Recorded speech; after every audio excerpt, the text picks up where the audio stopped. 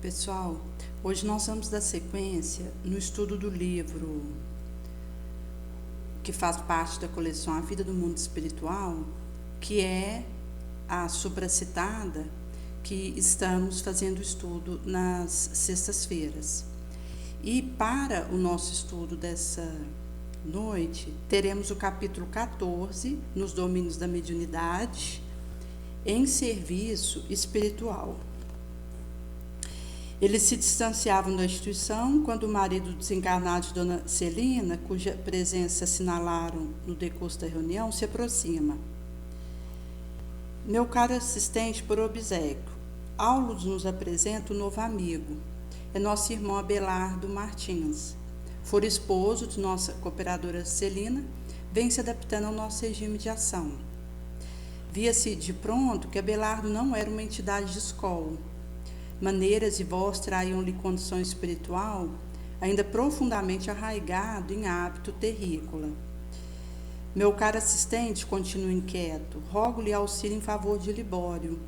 Socorro do grupo melhorou-lhe as disposições, mas agora a mulher piora perseguindo.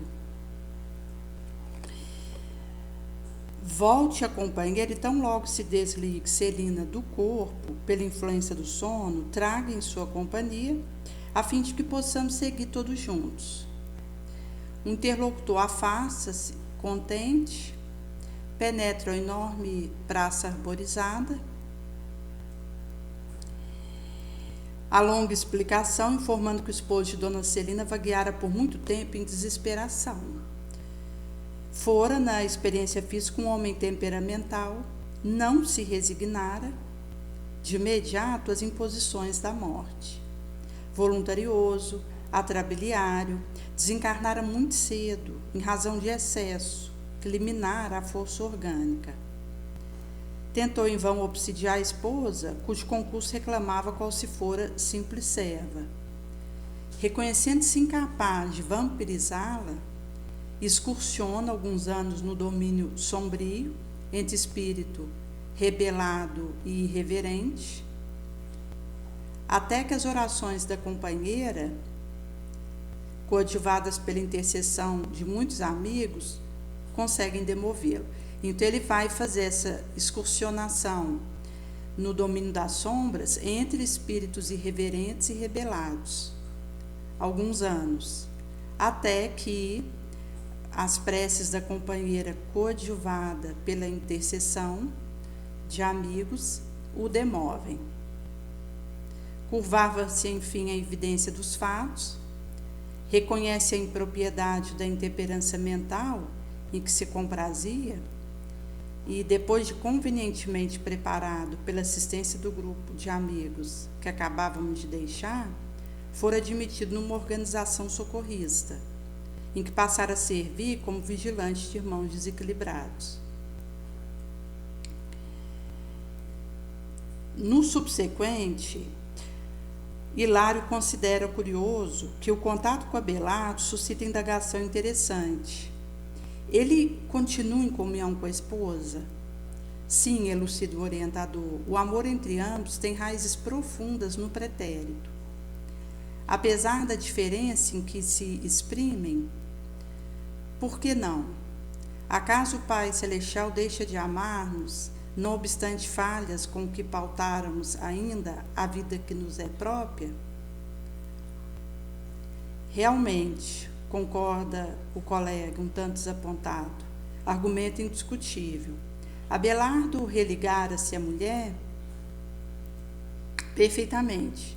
Nela encontra incentivo valioso ao labor de autorrecuperação em que estagia. Mas na posição de espírito desencarnado, partilha-lhe o tempo doméstico? Resposta: tanto quanto lhe é possível. Por haver descido consideravelmente a indisciplina, a perturbação, ainda sofre consequência desagradável do desequilíbrio a que se rendera.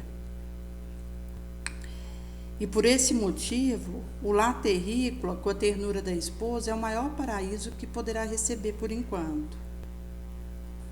Diariamente se entrega ao árduo serviço na obra assistencial em favor de companheiros ensandecidos, mas descansa sempre que oportuno no jardim familiar ao lado da companheira. Uma vez por semana, acompanha ali o culto íntimo de oração, ele firme associado na tarefa mediúnica, e toda noite em que se sente favorecido pela circunstância, consagram-se ambos a trabalho de auxílio a doentes. Não foram apenas cônjuges, conforme disposições da carne. São amigos infinitamente. E Abelardo agora procura aproveitar o tempo, em benefício do seu reajuste, sonhando receber a esposa com novos títulos de elevação, quando Celina for novamente trazida à pátria espiritual. Isso, porém, é comum. A separação de casais é apenas imaginária. Um caso não fará regra, pondera o assistente bem-humorado. Onde não prevalece afinidade de sentimento, o matrimônio terrícola é um serviço redentor, nada mais. Na maioria das situações, a morte do corpo somente ratifica uma separação que já existia, na experiência vulgar. Nesses casos, o cônjuge que abandona o envoltório físico se retira da prova a que se submetera, à maneira do devedor que atingirá a paz do resgate. Todavia, quando os laços d'alma sobrepaira as emoções da jornada humana, ainda mesmo que surja o segundo casamento para o cônjuge que se demora no mundo, a comunhão espiritual continua sublime, em constante e doce permuta de vibração, pensamento. Hilário reflete e conjectura. A travessia pelo túmulo impõe efetivamente aos espíritos singulares modificações. Cada viajou em sua respectiva estrada, cada coração com seu problema. Bem-aventurados os que se renovam para o bem. Verdadeiro amor é a sublimação em marcha, via renúncia. Quem não puder ceder a favor da alegria da criatura amada, sem dúvida saberá querer com entusiasmo e carinho, mas não saberá coroar-se com a glória do amor puro.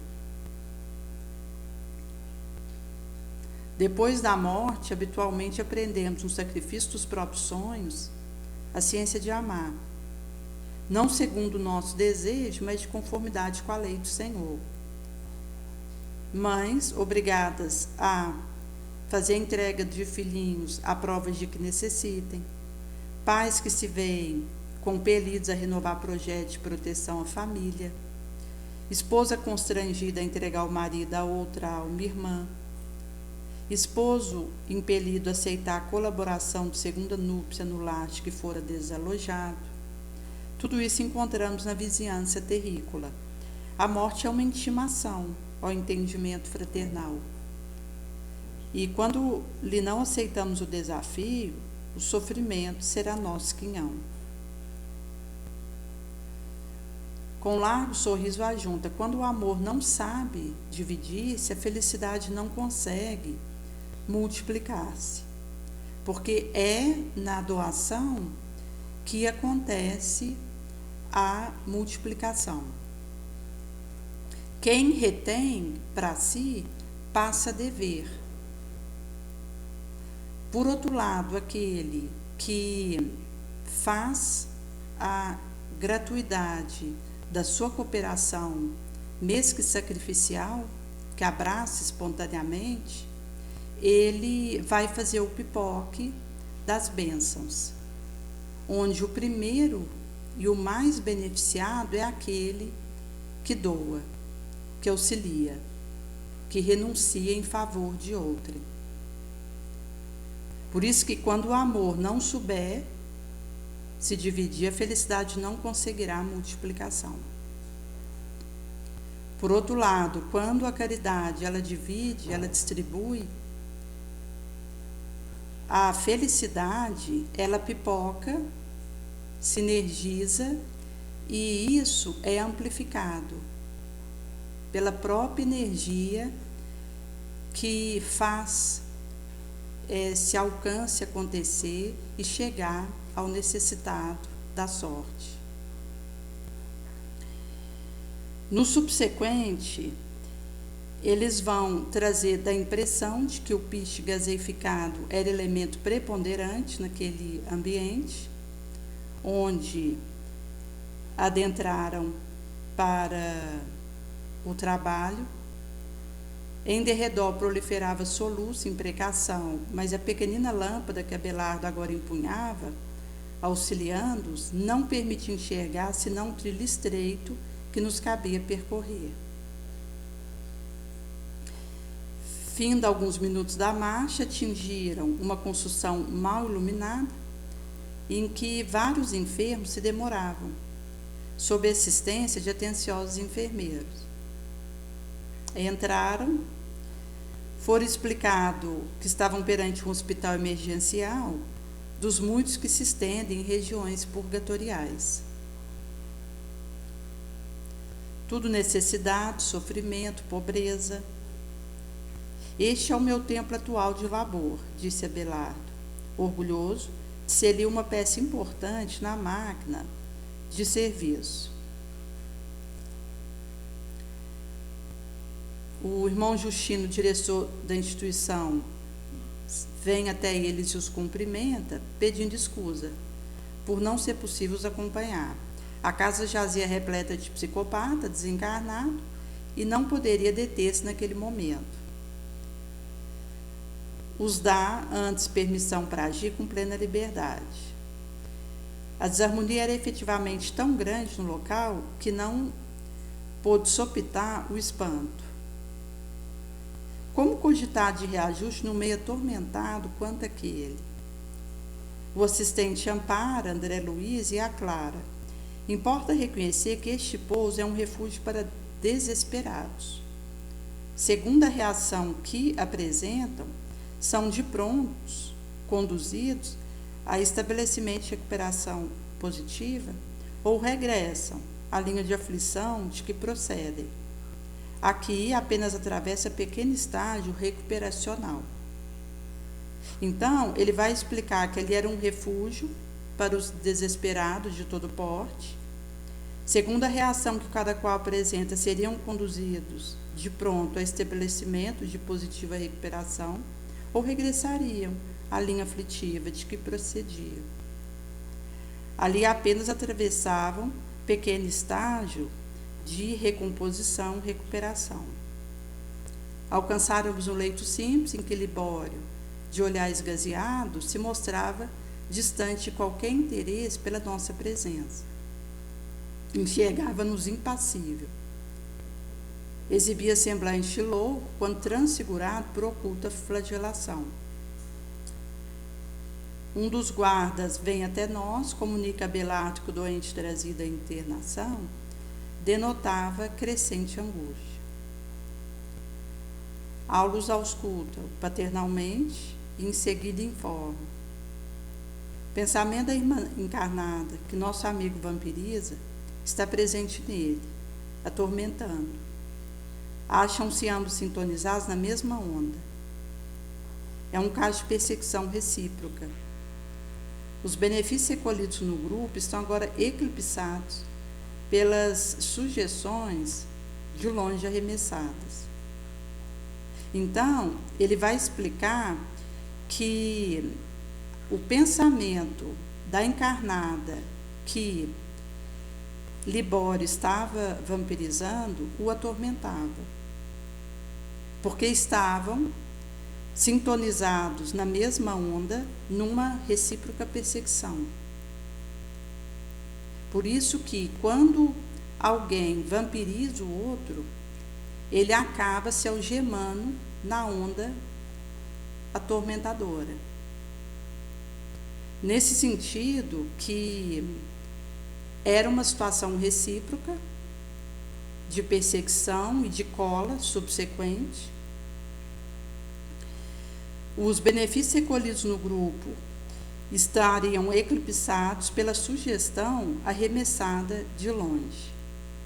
Então, mostrando que não há distância para as obsessões, as subjugações, fascinação.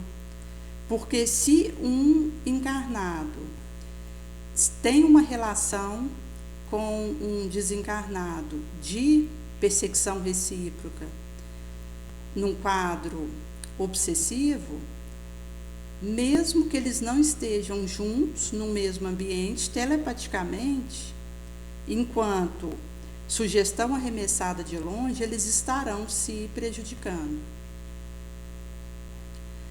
No caso específico da telepatia, vai ser trago essa condição onde existe essa interação entre um indivíduo e outro, e que, mesmo que não estejam no mesmo recinto, eles ressentirão dessa situação. Nesse sentido que na telepatia nós temos alguns sinônimos de clarividência, presciência, previsão, sexto sentido, precognição, segunda vista.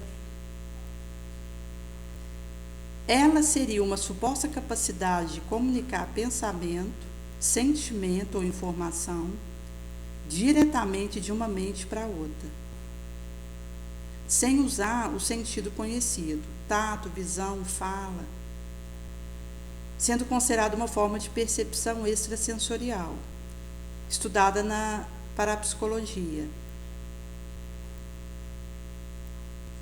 Nesse sentido que,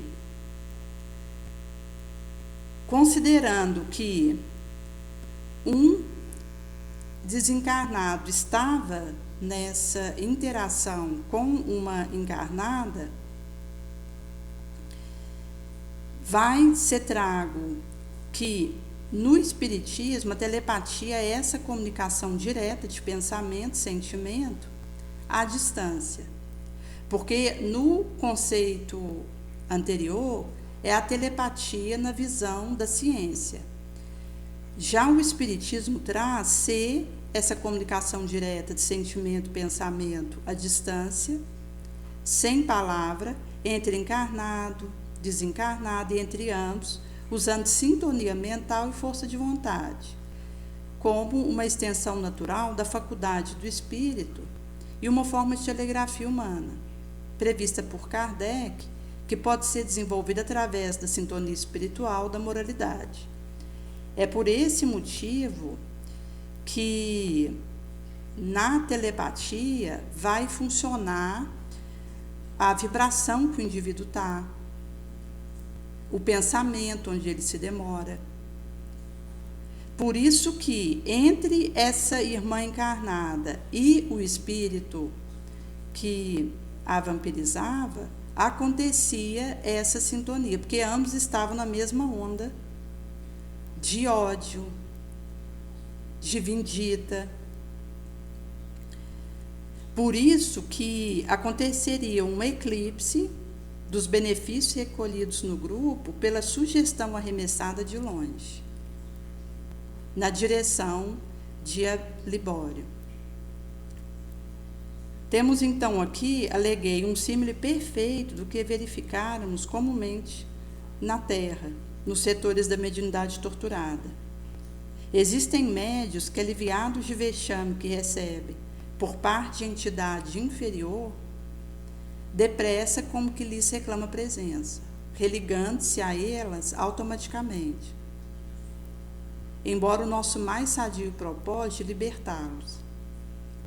Nesse sentido que o aspecto de médiuns que, aliviados de vexame, que recebem por parte de entidade inferior, depressa reclama a sua presença e faz a religação, a queima-roupa automática, mostra a mediunidade torturada,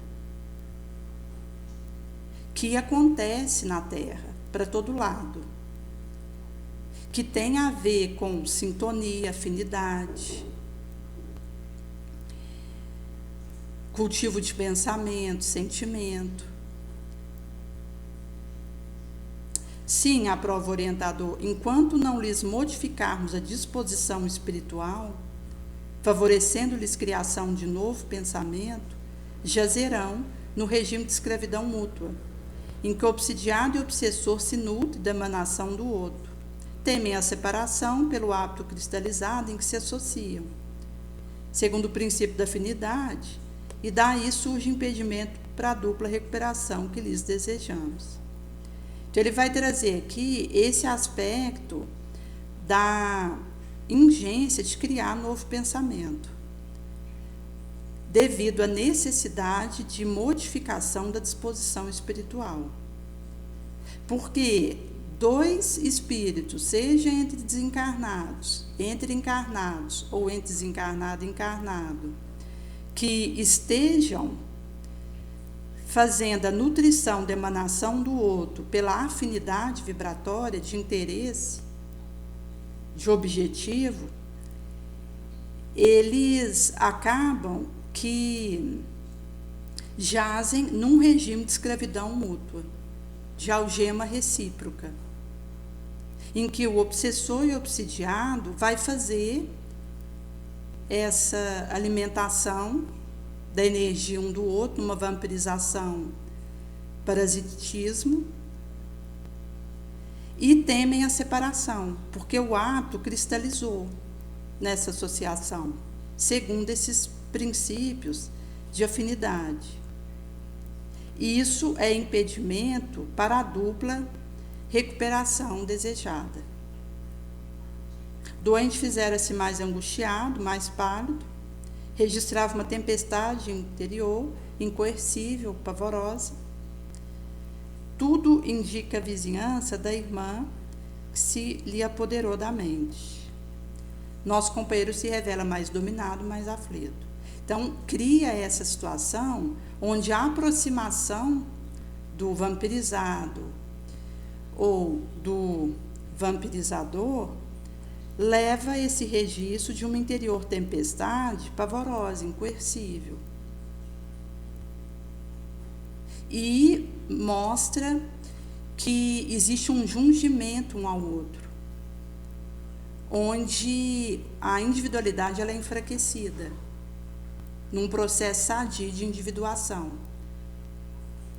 É nesse sentido que o indivíduo, para se libertar dessa grade, precisará, como médico de si mesmo, fazer a sua reforma moral, se libertar, se curar, modificando o padrão vibratório de pensamento, para que ele tenha condição de fortalecer na sua individuação e lograr desconectar do obsessor ou obsidiado.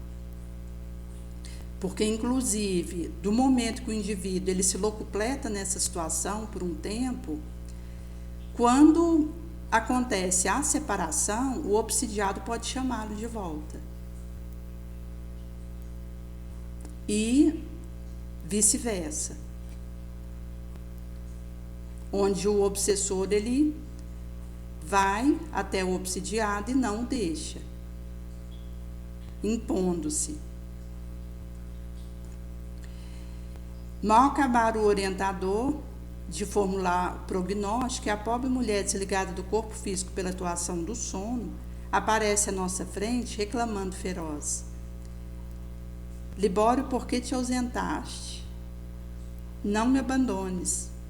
Regressemos para nossa casa.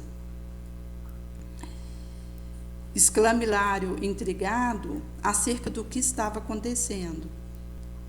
Não será essa criatura que o serviço dessa noite pretende isolar de má influência?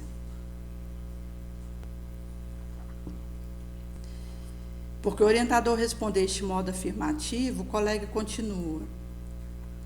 Deus de bondade, não está ela interessada no reajustamento da própria saúde? Não roga socorro à instituição que frequenta? Isso é o que ela julga querer, exclama Aulus cuidadoso. Entretanto, no íntimo, alimenta-se com fluido enfermiço do companheiro desencarnado, apega-se a ele instintivamente. Milhares de pessoas são assim. Ao registrar enfermidade de variado matiz, com ela se adaptam para mais segura acomodação com menor esforço. Dizem-se inquietas, prejudicadas, todavia, quando se lhes subtrai a moléstia de que se fazem portadoras, sentem-se padecentes, vazias, provoca sintoma, impressão, com que evoca enfermidade, a se exprimir de novo em diferente manifestação, auxiliando-os a cultivar a posição de vítima na qual se comprazem, acontecendo na maioria dos fenômenos obsessivos. Desencarnado e encarnado se prende um ao outro sob vigorosa fascinação mútua, até que o centro da vida mental se lhes altere. É por esse motivo que, em só ocasiões, as maiores dores são chamadas a funcionar sobre as dores menores, com o objetivo de acordar as almas viciadas nesse gênero de troca inferior. Então ele vai explicar que milhares pipocam na Terra nessa mesma situação. Faz esse registro de doença de variado matiz de todo porte, se adaptam a elas para uma mais segura acomodação com menor esforço, porque o vitimismo é um esforço afrouxado, em que eu vou para acomodação, para preguiça e me justifico, me dizendo inquieta, prejudicada. Mas se me subtrair a moléstia de que me faço portadora, eu sinto-me padecente, vazia, não me sustentando, provocando sintoma, impressão com que evoco novamente a enfermidade a se exprimir. De novo, em manifestação diferente, me auxiliando a cultivar a posição da vítima na qual me comprazo. Isso vai acontecer na maioria dos fenômenos obsessivos. Por isso é grave, porque o indivíduo ele vai se acomodando nessa situação. E quanto mais tempo a gente deixa passar, menos força, energia a gente tem para romper isso, com as consequências legítimas. Assim, encarnado e desencarnado se prende, colam um ao outro sob essa fascinação mútua vigorosa, tenaz, até que o centro da vida psíquica se lhes altere. Por isso que a dor maior é chamada a funcionar sobre a dor menor, objetivando acordar a alma viciada nesse gênero de troca inferior. Nesse sentido que vai ser trago acerca da identificação da presença de Dona Celina, perante a qual a infeliz brada colérica, quem era ela? Visto que, um pouco antes, a recém-chegada conseguira beirar-se mais intimamente de Libório, que passa a demonstrar visível satisfação. Sorria-lhe agora a maneira de uma contente criança. Quando é feito o avistamento de Dona Celina, a pobre mulher brada, revoltada. Dona Celina, abnegada, avança para ela com simplicidade e implora: irmã, acalme-se. Libório está enfermo, fatigado, ajudemo-lo a repousar.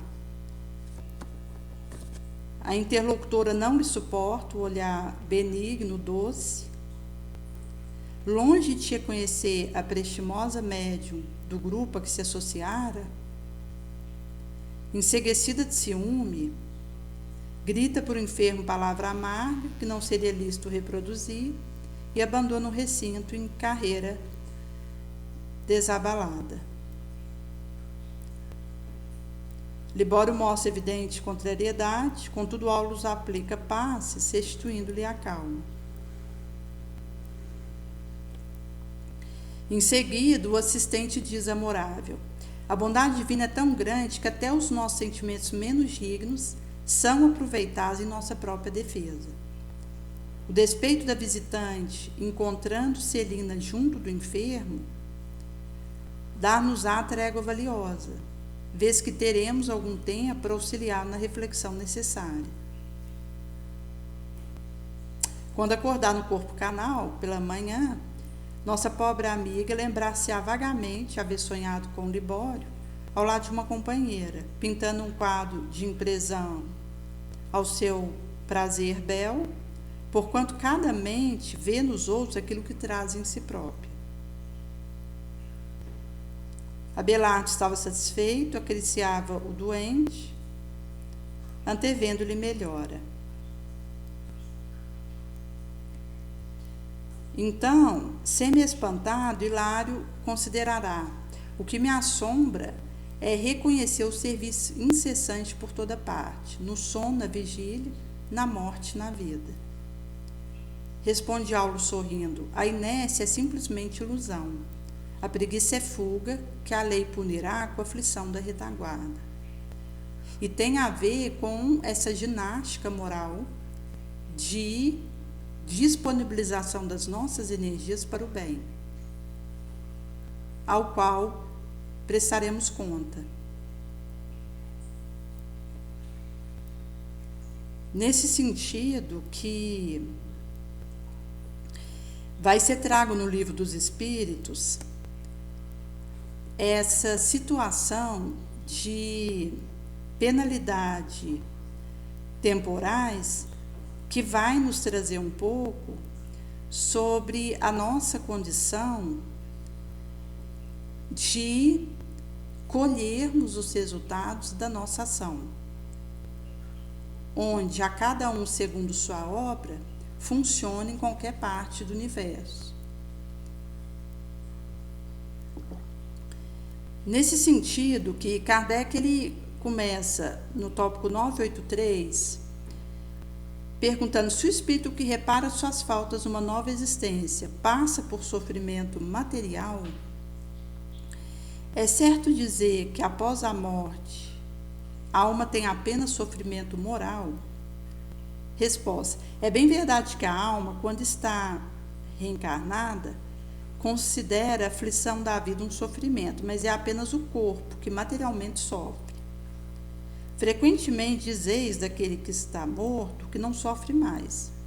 Porém, isso nem sempre é verdade. Como o espírito não tem dor física, mas de acordo com a falta que cometera, pode ter dor moral mais torturante. E numa nova existência poderá ser ainda mais infeliz. O mal rico pedirá esmola e será vítima de toda a privação da miséria. O orgulhoso passará toda a humilhação. Aquele que abusa de sua autoridade, trata seu subordinado com desprezo, dureza, será forçado a obedecer a um senhor mais duro do que ele foi. Todo sofrimento e aflição da vida são expiação de faltas de uma outra existência, quando já não são a consequência da falta da vida atual. Então ele vai explicar que quando tivermos saído daqui, compreenderemos isso muito bem. E vai explicando acerca dessa situação, onde, na pergunta 987, que será da pessoa que, sem fazer o mal, também nada faz para libertar-se da influência da matéria? Resposta: uma vez que não dá nenhum passo para se melhorar, deve recomeçar uma existência igual a que deixara. Permanecerá estacionário, dessa forma pode prolongar o sofrimento reparatório. Então ele vai explicar que na questão 988, existem pessoas cuja vida flui numa calma perfeita, não tem necessidade de fazer nada por si mesma, é livre de preocupação. Essa existência feliz é uma prova de que não teria nada para reparar de uma existência anterior? Resposta: conheceis muitas dessas pessoas? Se achais que sim, é engano. Muitas vezes a calma é apenas aparente. Podem ter escolhido essa existência, mas quando a deixa, percebem que ela não as ajudou a progredir. Então, como preguiçoso, lamento o tempo perdido. Sabei que o espírito pode apenas adquirir conhecimento e se elevar pela atividade. Se ele se entrega à preguiça, não avança. É semelhante àquele que tem necessidade, de acordo com o vosso costume de trabalhar, e vai deitar ou passear. Isso com uma intenção de não fazer nada. Sabei que cada um presta conta da inutilidade voluntária da sua existência. Essa inutilidade é sempre fatal à felicidade por vindoura. Felicidade futura está para o homem em razão da soma do bem que faz. Há da infelicidade em razão do mal praticado e das infelicidades que tenha feito. No subsequente, na pergunta 989, existem pessoas que, sem serem completamente más, tornam-se infelizes pelo seu temperamento, as que com ela convivem. Qual é a consequência disso para elas? Seguramente, essas pessoas não são boas. Repararão suas faltas, tendo sempre presente na visão a imagem dos que fez infeliz. Isso será para elas uma reprovação. Depois, em outra existência, sofrerá o que fez sofrer. Então, vai mostrando essa subsequência daquilo que advém da atitude que escolho ter. No recorte expiação e arrependimento, tópico 990, o arrependimento se dá na vida física ou na espiritual? Na vida espiritual. Mas também pode ocorrer na física, quando chegais a compreender a diferença entre o mal e o bem. 991. Qual a consequência do arrependimento na vida espiritual? O desejo de uma nova encarnação para se purificar. O espírito compreende a imperfeição que o impede de ser feliz. Por isso anseia por uma nova existência em que poderá reparar sua falta. 992. E o arrependimento ainda na vida física? Resposta: é um começo de progresso. Já na vida presente, se houver tempo de reparar sua falta. Quando a consciência aponta um erro e mostra uma imperfeição, sempre se pode melhorar.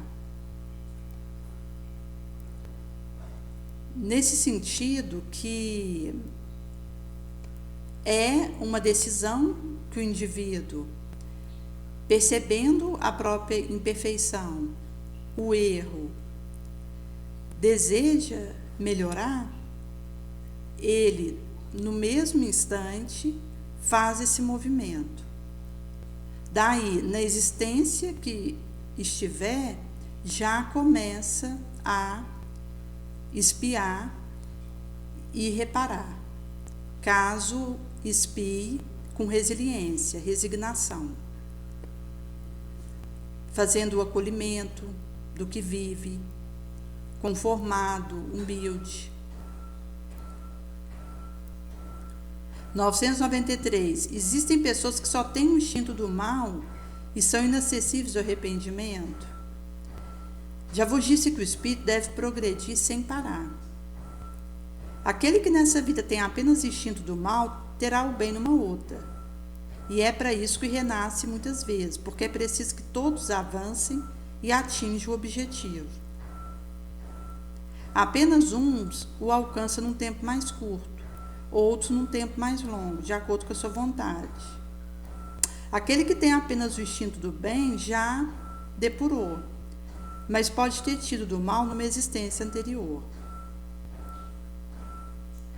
994. A pessoa que não reconhece sua falta durante a vida, sempre as reconhece durante a morte, no desencarne, quando está no astral? Sempre se conhece e então sofre mais, porque sente todo o mal que fez ou que foi causa voluntária. Entretanto, o arrependimento nem sempre é imediato. Há espíritos que teimam nas inclinações negativas apesar do seu sofrimento. mais tarde ou cedo reconhece o caminho falso e o arrependimento virá. É para esclarecê-los que trabalham os bons espíritos. E vós também podeis trabalhar nesse sentido. Na pergunta 995, existem espíritos que, sem ser mal, é indiferente à sua sorte? Existem espíritos que não se ocupam com nada de útil, estão sempre na expectativa, mas é uma situação de sofrimento. Como em tudo deve progredir, esse progresso se manifesta neles pela dor. Inclusive mostra que o espírito que no astral se arrepende e vive a expiação enquanto desencarnado, ele pede uma nova encarnação para fazer a continuidade da sua vivência expiatória, que às vezes pode ser mais rude, mais difícil. E o espírito no astral, nessa situação, o sofrimento parece mais longo, porque ele não tem o sono.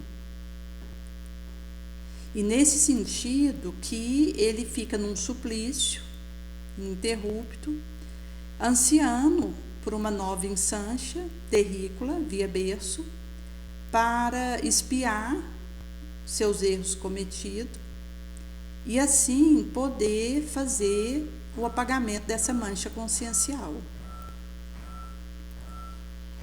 No tópico 995, eles não têm o desejo de abreviar seu sofrimento? Resposta: eles o têm, sem dúvida, mas não têm vontade suficiente para querer o que poderia aliviá-los. Quantas pessoas há dentre vós que preferem morrer de fome a trabalhar? Então aqui mostra que mesmo que o indivíduo ele tenha o desejo de abreviar a própria dor, o sofrimento, ele precisa ter uma vontade suficiente para querer o que pode aliviá-lo, para pagar esse preço.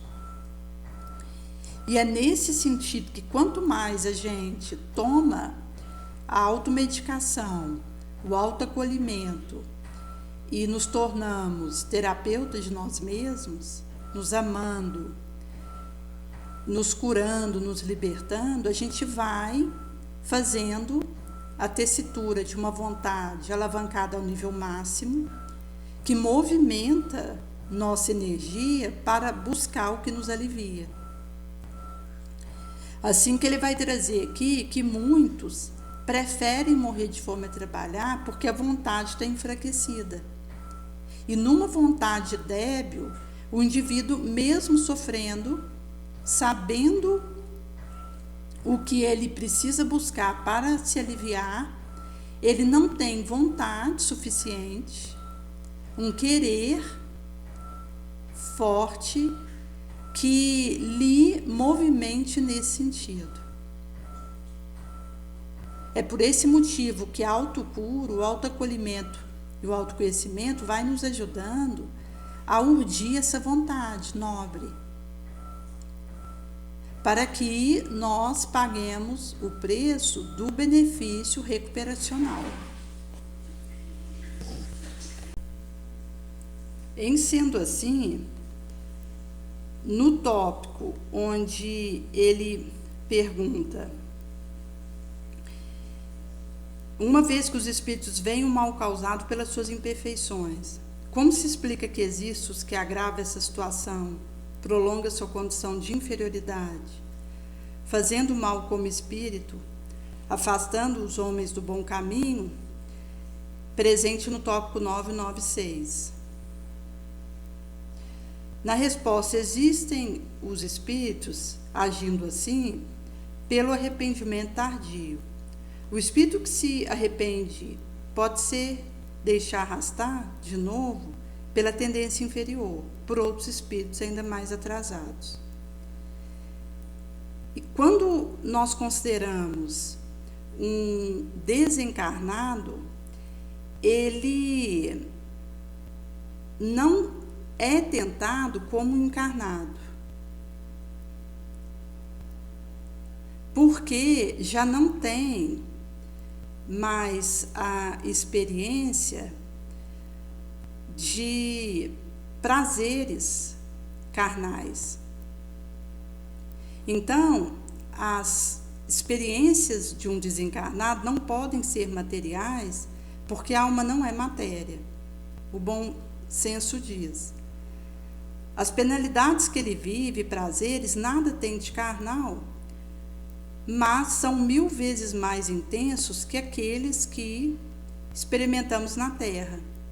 Porque o espírito, uma vez liberto do corpo, é mais impressionável. A matéria não enfraquece mais sua sensação. Nesse sentido que os espíritos, mesmo não estando livres de serem tentados no astral, a ação que os maus espíritos exercem sobre outros espíritos ser muito menor do que sobre os encarnados, por eles não terem mais o incentivo das paixões materiais. Mesmo o desencarnado não sendo tentado como encarnado, ele vive muito mais intensamente sua experiência.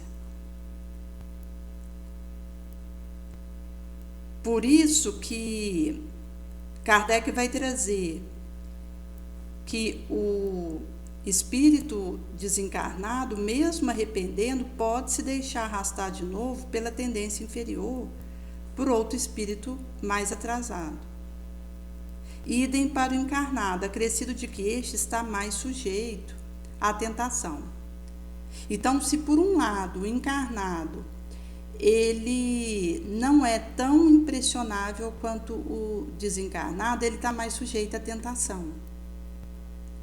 O desencarnado, mesmo não estando sujeito à tentação quanto o encarnado, ele é mais impressionável.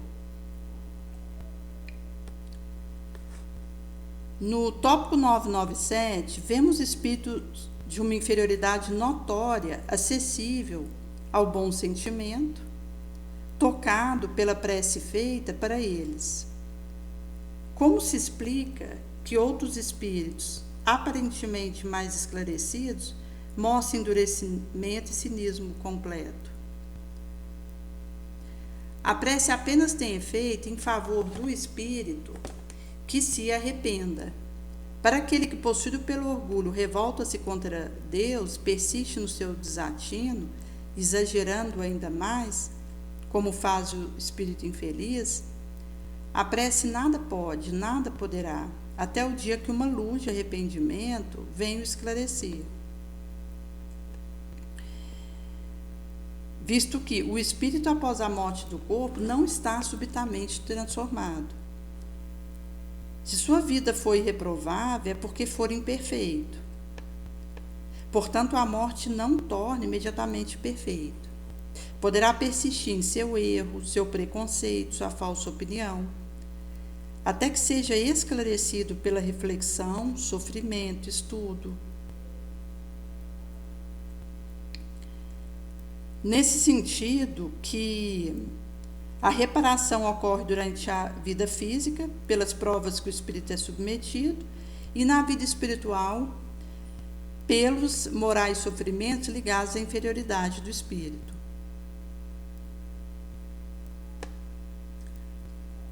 Por isso que vai ser explicado acerca das consequências que nós experimentamos devido à nossa inferioridade, à nossa fraqueza, à nossa vontade débil.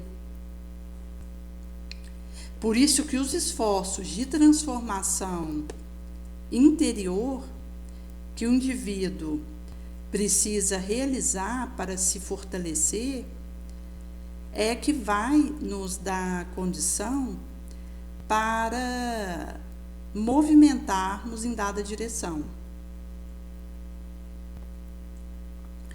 Por isso que São Luís vai explicar no tópico 1000, pergunta: podemos ainda na vida física resgatar nossas faltas? Sim, reparando-as. mas não penseis resgatá-las por algumas renúncias infantes ou fazendo caridade após a morte, quando não tiverdes mais necessidade de nada. Deus não dá valor a arrependimento estéril, sempre fácil, que custa apenas esforço de se bater com a mão no peito. A perda de um dedo mínimo no labor apaga mais falta que o suplício do corpo suportado por anos a fio, sem outro objetivo além do bem de si mesmo. O mal é reparado apenas pelo bem, e reparação não tem mérito se não atinge a pessoa no seu orgulho, no seu material interesse.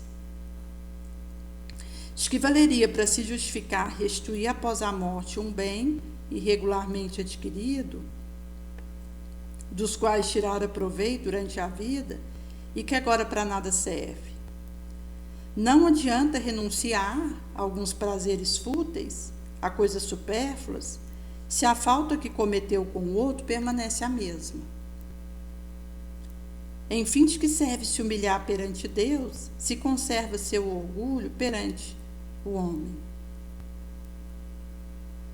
1001. Há algum mérito em assegurar após a morte emprego útil do bem que possuímos? Nenhum mérito não é o termo. É sempre melhor do que nada. Mas o mal é que aquele que doa seus bens depois da morte frequentemente é mais egoísta do que generoso. Deseja a honra do bem, mas não o trabalho de o fazer. Ao renunciar em favor de outrem durante sua vida, tem duplo proveito: o mérito do sacrifício, prazer de ver feliz aquele que lhe deve a felicidade. Mas o egoísmo está presente e lhe diz: o que você dá, tira de seu prazer. Como o egoísmo fala mais alto que a caridade, o desinteresse, ele guarda o que possui a pretexto de necessidade pessoal e de exigência da sua posição. Lastimamos aquele que não conhece o prazer de dar.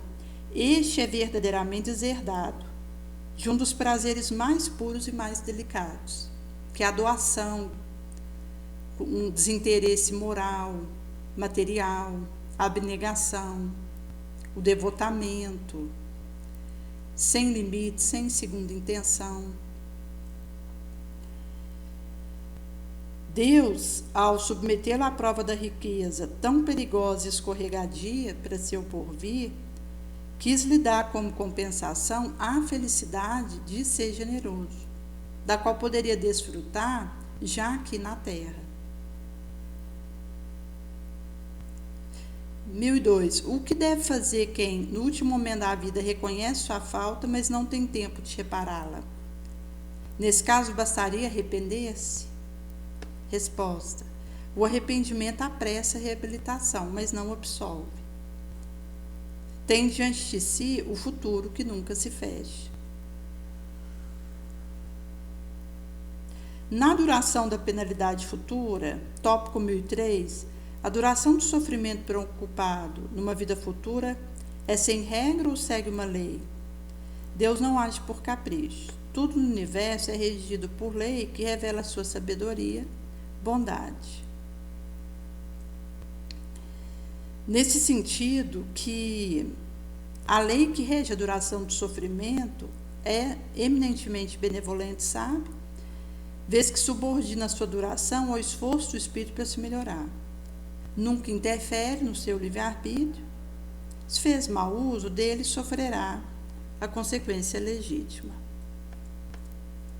Então, são alguns aspectos que nos mostram aquilo que advém das nossas atitudes, seja pelo bem que deixamos de fazer, seja pela atitude malévola e o que isso gerou, e pela nossa inércia. em situações de ensancha, de empregar bem nosso tempo, nossa energia, e que acabamos por menoscabar. Por isso que no tópico 975 vai dizer que os espíritos inferiores compreendem a felicidade do justo. Isso faz o seu suplício. Compreende que é privado dela por sua culpa e por essa razão o espírito livre da matéria deseja ardentemente a nova existência corporal, visto que cada existência poderá abreviar a duração desse suplício se for bem empregada. Porque se eu chego aqui e deixo a minha preguiça me vencer, a minha inércia, o meu ódio, a minha crueldade, a minha inclemência, acaba que vai ter sido mal empregada. Quando eu retornar para o astral, vou perceber que não aproveitei adequadamente a insância que tive e precisarei recomeçar numa condição mais rigorosa. Porque no astral nós fazemos a escolha das provas pelas quais poderemos reparar nossas faltas. Nisso consiste o nosso livre-arbítrio, porque lá, no golpe de vista, sofremos por todo o mal que praticáramos enquanto encarnados, ou de que fôramos causa voluntária, por todo o bem que poderíamos ter feito e não fizemos, e pelo mal que resulta do bem que deixamos de fazer. Então é um pacote de situações que pesa, esmaga a nossa consciência, e que nessa percepção ampla a gente escolhe expiações e provas pelas quais possamos fazer a reparação, ceitil por ceitil. O espírito no mundo espiritual não tem mais o véu material. Ele sai do nevoeiro, vê o que causa o seu afastamento da felicidade. Assim sofre mais, porque compreende quanto foi culpado. Sem ilusão, ele vê a realidade das coisas. Toma conhecimento, por um lado, de todas as suas existências pregressas, por outro, vê o porvir prometido, avalia o que falta para o atingir. Como um viajor que chega ao alto de uma montanha, vê o caminho já percorrido e o que falta percorrer para atingir o seu fanal. Em sendo assim, que significará a nossa condição, onde no tópico 972, como os maus espíritos fazem para tentar outros espíritos, vez que não possuem o auxílio das paixões. Se as paixões não existem materialmente, existem no pensamento do espírito atrasado. O mal nutre o pensamento dele, arrastando sua vítima para o lugar onde tem o espetáculo dessas paixões e tudo o que poderia excitá-las. Mas o que estimularia essas paixões, vez que não tem mais objetivo real? Precisamente para provocar o suplício. O avaro vê ouro que não pode possuir, o libertino orgia da qual não pode fazer parte, o orgulhoso honra que inveja de que não pode desfrutar.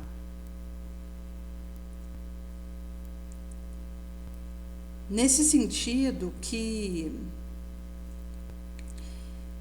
a influência que os espíritos exercem uns sobre os outros é sempre boa da parte do espírito bom, mas o espírito perverso, ele procura desviar do caminho do bem e do arrependimento aqueles que observam estarem mais sujeitos de se deixar influenciar e que só eles mesmos desviaram para o mal durante a vida corpórea.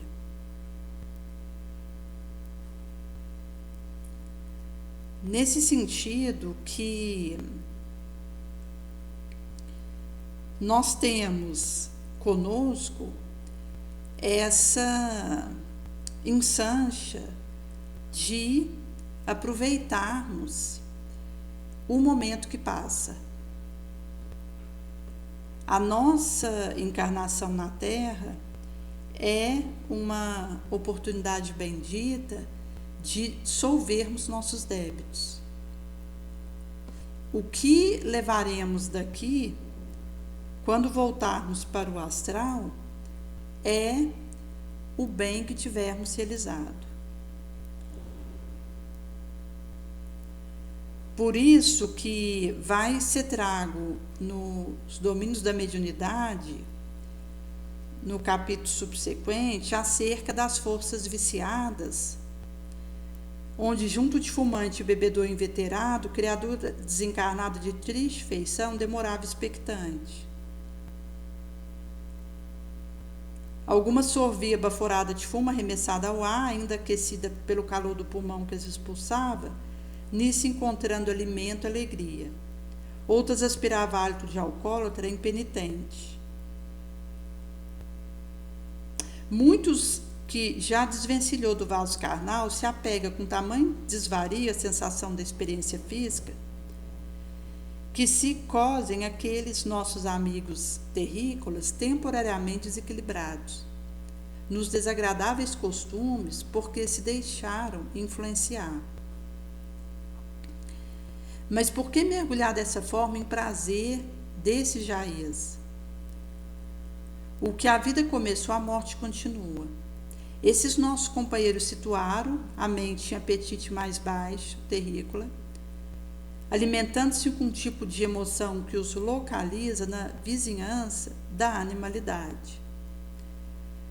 Não obstante haverem frequentado santuário religioso, não se preocupa em atender ao princípio de fé que abraçaram, enquanto na lide terrícola, acreditando que a existência devia ser para eles o culto da satisfação, menos digna, com exaltação dos mais astuciosos e dos mais fortes.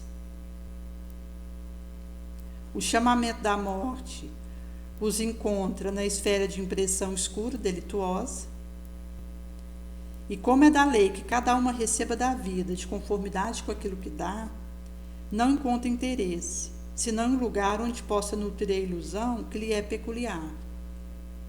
Porquanto, na posição em que se vêem, teme a verdade e abominam, procedendo como a coruja que foge à luz. Chegará o dia em que a própria natureza lhes esvaziará o cálice.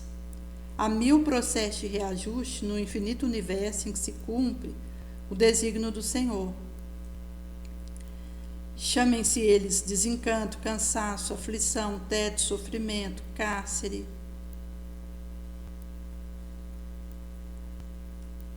Quando foi ponderado tudo indicar que esses espíritos infortunados não se enfaixariam tão cedo da loucura em que se comprazem, concordo plenamente, redargue o instrutor. Todavia, quando não se fatiguem, a lei poderá conduzi-los à regeneradora prisão. Há dolorosas reencarnações que significam tremenda luta expiatória para as almas necrosadas na viciação de todo porte. Temos, por exemplo, o mongolismo, a paralisia, hidrocefalia, cegueira, epilepsia secundária, legião de nascença, idiotismo, e muitos outros recursos, embora angustiosos, mas necessários. Podem funcionar em benefício do psíquico desequilibrado desde o berço, em plena fase infante. Na maioria das vezes, semelhantes processos de cura prodigalizam resultados bons pelas provações obrigatórias que oferecem. Por isso, Kardec traz no Livro dos Espíritos que o espírito desencarnado sofrendo no astral pode, ao encarnar, abraçar dores mais acerbas. Então, André Luiz comenta sobre os irmãos encarnados visivelmente confiados à devassidão, caso resolvesse reconsiderar o próprio caminho. Se voltam à regularidade por meio da renovação mental com alicerce no sumo bem. Resposta: isso seria ganhar tempo, recuperando a si mesmo, amparando com segurança o desencarnado amigo. Usando a alavanca da vontade, atingimos realização de verdadeiro milagre, onde fazemos a dissolução de incógnitas, divisamos. Entretanto, para isso, precisariam despender esforço heróico, no abraço do sacrifício espontâneo e de uma luta que se estende ininterrupta para vencer nossa sombra. Observando o beberrão, cuja taça era partilhada por sócios que lhe era invisível, Hilário recorda: ontem visitáramos um templo em que desencarnados sofredores se exprimiam por intermédio de criatura necessitada de auxílio. Ali estudáramos algo sobre mediunidade. Aqui vemos entidades viciosas valendo-se de pessoas que com elas se afinam numa comunhão perfeita de força interior. Tanto lá quanto aqui, seria lícito ver mediunidade em ação? Sem qualquer dúvida, confirma o orientador. Nesse ou naquele grau de desenvolvimento, o recurso psíquico é peculiar a todos, tanto quanto o poder de locomoção, faculdade de respirar, constitui força que o espírito desencarnado ou encarnado pode empregar no mal ou no bem de si próprio. Ser médium não quer dizer que a alma esteja agraciada por privilégio ou conquista feita. Muitas vezes é possível encontrar alguém altamente favorecido com o dom da mediunidade, mas dominado, subjugado por entidade sombria ou delinquente, com o qual se afina de modo perfeito, servindo à perturbação, ao escândalo, em vez de cooperar na extensão do bem. Por isso é que não basta a mediunidade para concretizar serviço que nos compete.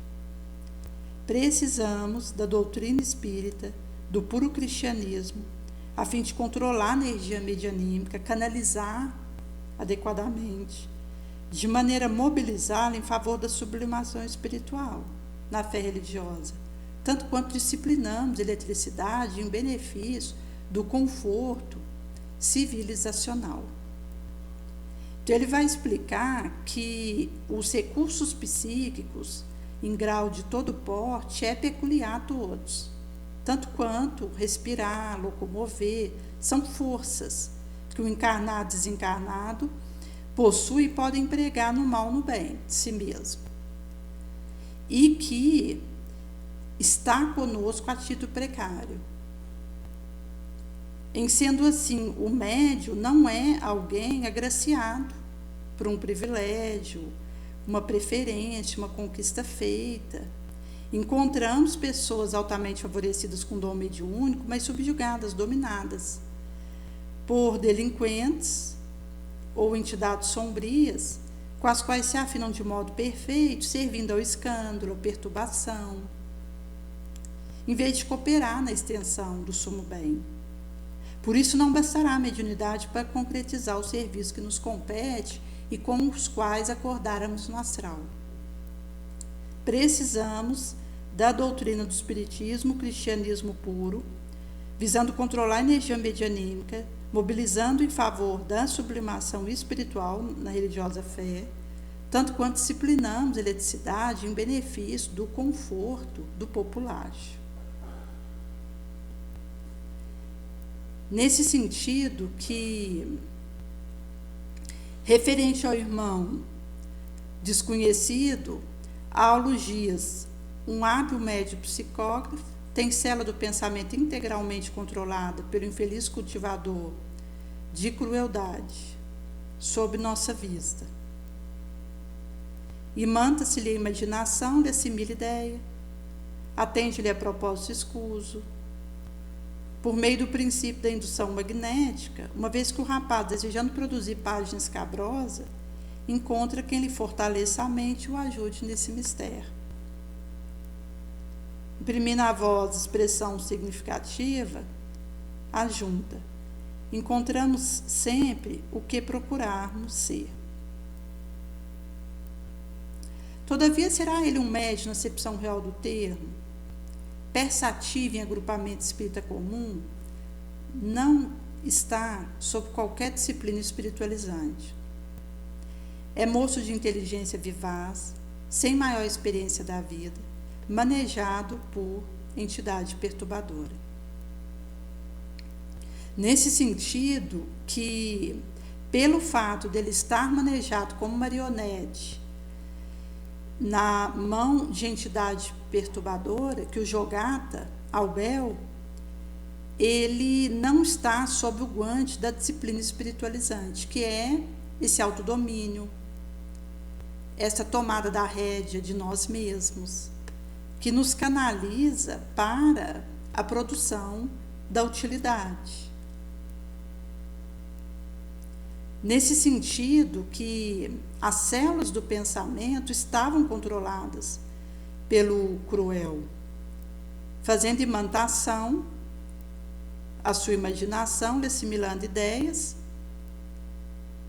atendendo-lhe a propósito escuso, via indução magnética. Porque o rapaz, ele, desejando produzir essa escabrosa página, estava aspirando do cruel as ideias e os recursos para isso realizar, que lhe fortalecia a mente e o ajudava nesse mistério. Por isso ele vai rematar que nós vamos encontrar o que procuramos ser. Se procurarmos, vamos achar. Se bater, nos será aberto. Nesse sentido que, entre excitações de álcool, de fumo, que saboreavam juntos, pretendiam provocar uma reportagem perniciosa, envolvendo uma família em dura aflição. Houve um homicídio, cuja margem aparece influência de certa jovem, aliada à causa múltipla em que se formara o deplorável acontecimento. Rapaz que observamos, amigo de lidador operoso da imprensa, é de si próprio dada a malícia, com a antena mental ligada para o ângulo mais desagradável do problema. Ao atender o pedido de colaboração do cronista, que lhe é companheiro, encontra, no caso de que hoje se encarrega, o concurso de ferrenho e viciado perseguidor da menina em foco, interessado em exagerar a participação na ocorrência, com o fim de martelar-lhe a mente apreensiva, arrojá-lo ao abuso da mocidade. O jornalista de posse do comentário calunioso veiculará informação tendenciosa ao público. A moça ver-se-á de um instante para o outro exposta a mais desapiedada apreciação, se perturbará sobremaneira de certo, vez que não se acumpliciara com o mal, na forma em que se lhe define a colaboração no crime. Usando calculadamente o rapaz com quem se afina, o obsessor pretende alcançar o noticiário de sensação, para deprimir a vida moral dela, e com isso amolecer-lhe o caráter, trazendo, se possível, ao vicioso charco em que ele jaz. Em sendo assim, a pergunta que naturalmente a jovem teria escolhido o gênero de provações que atravessa, dispondo-se a lutar com valor contra a tentação, respondeu. Nova pergunta: e se não puder combater com a força precisa? Resposta: será mais justo dizer se não quiser, porque a lei não nos confiará problema de trabalho superior à nossa capacidade solucionativa. Assim, pois, caso não delibere guerrear a influência destrutiva, demorar-se-á por muito tempo na perturbação a que já se encontra ligado, em princípio. Então, essa moça, ela precisaria fazer a deliberação de guerra contra a influência destrutiva, que não é ofender, mas se defender com os instrumentais do pensamento elevado, da prece, da vigilância, da observação perspicaz, que aprende em tempo real com os acontecimentos.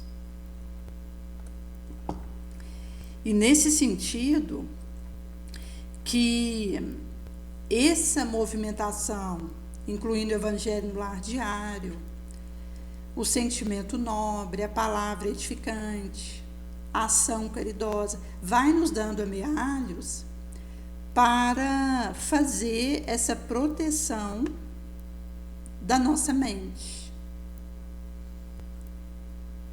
Caso contrário, nos demoraremos em perturbações que vão nos arrolando para agravamentos obsessivos.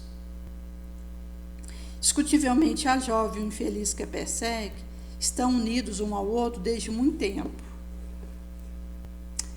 Terão estado juntos nas inferiores regiões da vida espiritual antes da reencarnação, com que a menina presentemente vem sendo beneficiada.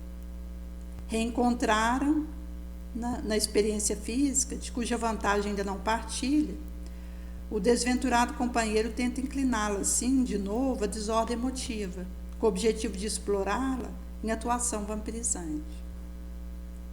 Entretanto, falar nisso seria abrir página comovente de enorme romance, desviando-nos do fim que nos proporamos atingir, ao nos determos na mediunidade. O quadro sob nossa análise induz a meditação no fenômeno geral de intercâmbio, em que o populacho total se envolve sem perceber. Faculdade medianímica, cooperação no mundo espiritual surge por toda parte. Onde há pensamento, há corrente mental, e onde há esta, existe associação. Toda associação é interdependência e recíproca influenciação. Daí concluímos a imperiosidade de vida nobre, para atrairmos pensamento que nos enobreçam. Trabalho digno, compreensão fraterna, bondade, respeito à natureza, serviço ao semelhante, oração, constitui meio mais puro de assimilar o princípio superior da vida, porque damos e recebemos em espírito, no plano das ideias, segundo leis universais, que não conseguiremos iludir, mascarar. À frente, ao lado do condutor, sentava-se um homem de cabelo grisalho, ali emoldurava a fisionomia simpática e preocupada. Junto dele, abraçando com naturalidade e doçura, uma entidade em roupagem lirial lhe envolvera a cabeça em calmante, suave radiação de prateada luz.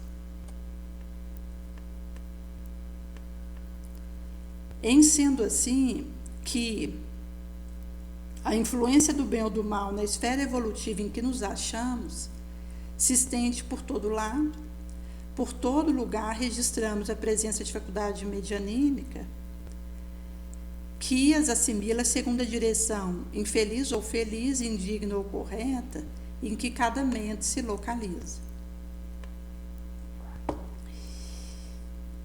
Em sendo assim, no estudo nobre da mediunidade no santuário do Espiritismo com o Mestre, observamos uma força realmente peculiar a todos os seres, de utilidade geral, se sob uma orientação capaz de discipliná-la e conduzi-la para o máximo aproveitamento no bem. Recordamos a eletricidade que, pouco a pouco, vai transformando a face do mundo. Então, do momento que eu consigo fazer um disciplinamento de mim mesma e me conduzir para o máximo aproveitamento no bem, é possível me tornar útil. Não basta ser dono de uma poderosa cachoeira com um potencial de milhões de cavalos vapor. Preciso é instalar junto dela inteligência de usina a controlar-lhe recurso, dinamizá-lo, distribuí-lo, conforme necessidade de cada qual. Sem isso, a queda d'água será sempre um quadro vivo de beleza fenomênica, com desperdício irremediável. Nesse sentido que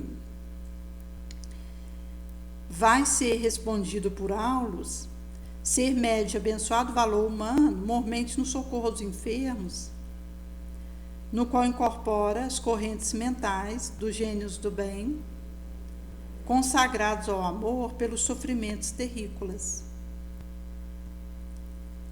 Ao falar acerca de uma presença de roupagem lirial que envolvia a cabeça de um médico com calmante, suave radiação de prateada luz, onde fora feita essa associação.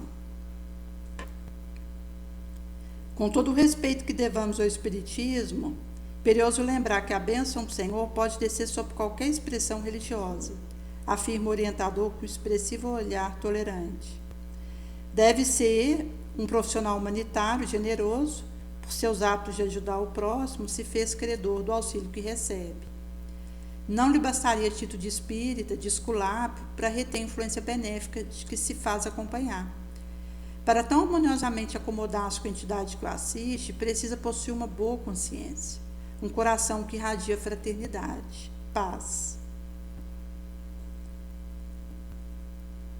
Por isso que, quando nós fazemos essa mudança do hábito negativo para o hábito positivo e transformamos as nossas horas em dádivas espargidas com o nosso redor, isso significará uma incementação que deixaremos após os nossos passos. Por isso que sentimos essa necessidade irresistível de sair da nossa inferioridade e de vencermos a nós mesmos. Se um indivíduo ele não tem força para isso, ele precisa desenvolver.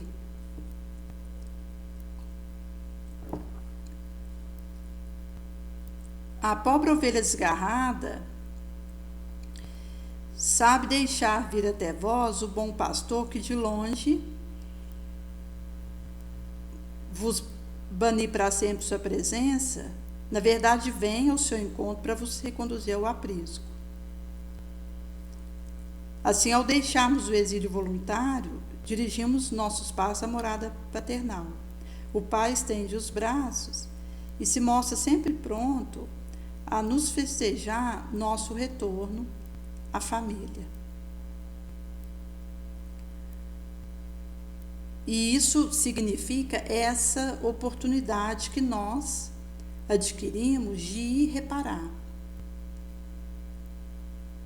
Por isso Jesus vai dizer em Lucas sobre o sal ser bom. Se, porém, o sal perde sua força, com que se haveria de temperar? Não seria útil nem para a terra, nem para o esterco, mas lançar-se-ia fora. O que tiver ouvido de ouvir, ouça.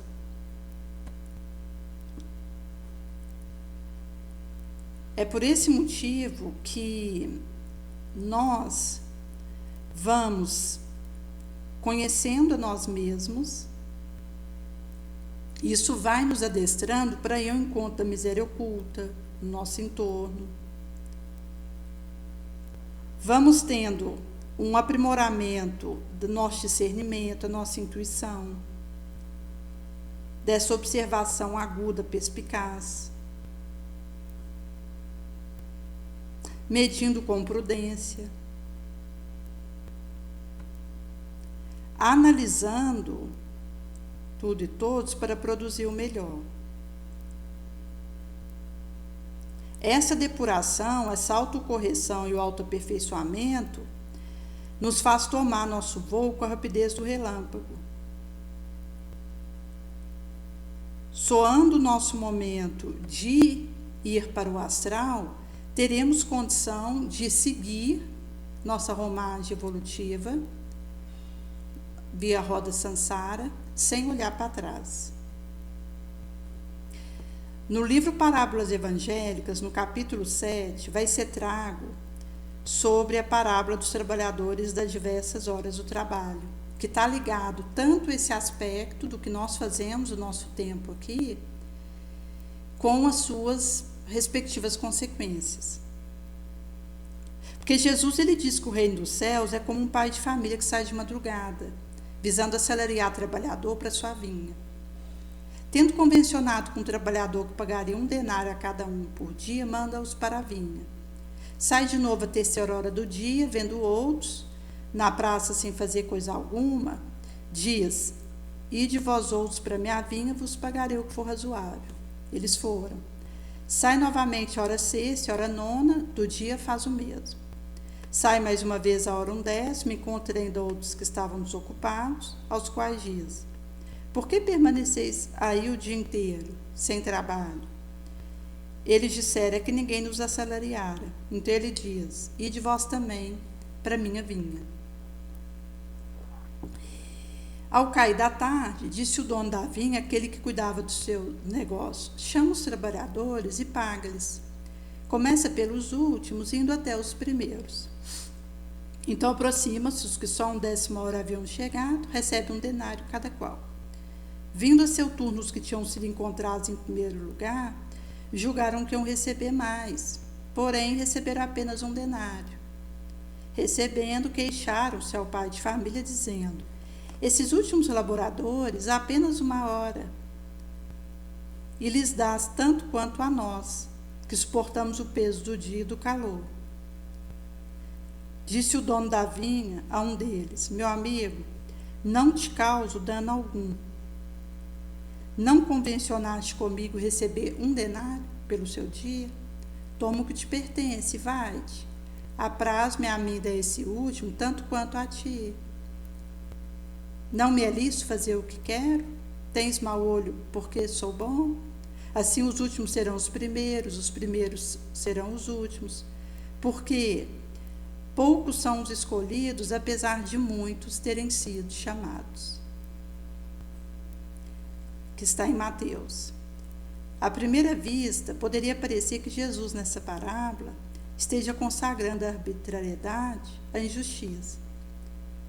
Não seria falta de equidade pagar o mesmo salário, de fato, tanto aos que trabalharam 12 horas, como aos que o fizeram 2/3, a metade, 1/3, ou apenas 1/10 da jornada? Ser-lo-ia efetivamente se todos os trabalhadores tivessem a mesma capacidade e eficiência. Tal, porém, não é o que se verifica. Há operários diligentes, de boa vontade, que, devotando-se de alma e corpo às tarefas que lhe foram confiadas, produzem mais, melhor, em menos tempo que o comum. Assim como há os mercenários, os que não têm amor ao trabalho, os que se mexem somente quando são vigiados, outros que estão de olhos pregados no relógio, pressurosos que passe o dia, cuja produção, evidentemente, é muito menor que a dos primeiros. Vês que o mérito de cada obreiro seja ferido, não pelas horas de serviço, mas pela produção, que interessa ao dono do negócio saber se, para dar o mesmo rendimento, um precisa de 9, outro de 6, outro de 12, outro de 3 e outro de 1. Malgrado a diversidade das horas de trabalho, a igual remuneração aqui é de inteira justiça. Transportando-se essa parábola para o campo espiritual, o ensino não se perde. Pelo contrário, destaca-se ainda mais. Deus é o pai de família, a vinha somos nós, o populacho, e o trabalho é a aquisição de virtude, que deve enobrecer nossa alma. Para realizar esse desiderato, uns precisam de menos tempo, outros de mais, conforme cumpram, mal ou bem, seus respectivos deveres. Entretanto, o prêmio é um só, alegria, gozo espiritual decorrente da própria evolução alcançada. Confirma-se, mesmo que velada, a doutrina reencarnacionista. Trabalhadores de primeira hora são espíritos que contam com o maior número de encarnações, mas que não souberam aproveitá-las, perdendo instâncias que lhe foram concedidas para se regenerar, progredir. O trabalhador contratado posteriormente simboliza espírito que foi gerado há menos tempo, mas que, fazendo melhor uso do livre-arbítrio, caminha em linha reta, sem se perder por desvio, atalho, logra, em apenas algumas existências, o progresso, que outros tardaram a realizar. Assim, se explica por que os últimos serão os primeiros e os primeiros serão os últimos a ganhar o reino dos céus, devido a essa situação poder ocorrer. Essa interessante parábola constitui ainda um cântico esperançoso para todos. Por ela, Jesus nos ensina que qualquer tempo é oportuno para cuidarmos do aperfeiçoamento da nossa alma. Quer nos encontremos nos albores existenciais, quer estejamos já beirando a velhice, desde que aceitemos, com boa disposição, vontade alavancada ao nível máximo, convite para laborar. Haveremos de fazer jus ao divino salário.